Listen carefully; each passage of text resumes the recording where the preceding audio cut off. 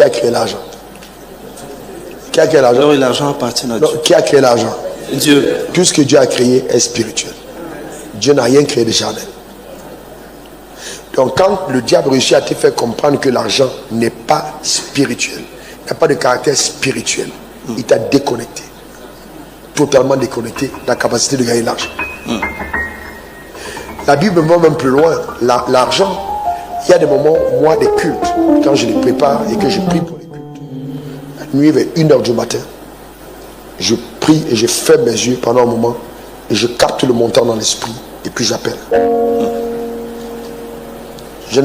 J'appelle, c'est-à-dire je ne connais pas qui donne combien devant l'autel. J'appelle l'argent, j'appelle, je dis bon, pour ce dimanche, le ciel a prévu pour le terme de la foi 25 millions. Donc j'appelle les 25 millions. Je dis bon, maintenant vous venez.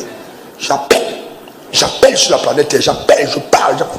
À des moments, je peux voir une personne, je parle, je dis, je commande dans l'esprit. Et puis l'argent vient. L'argent des oreilles.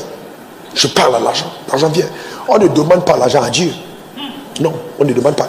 On ne demande pas l'argent à Dieu, c'est une erreur terrible. On appelle l'argent, on ne demande pas. Oh Seigneur, non. On appelle l'argent, on ne demande pas l'argent. On a autorité sur l'argent, on ne demande pas l'argent.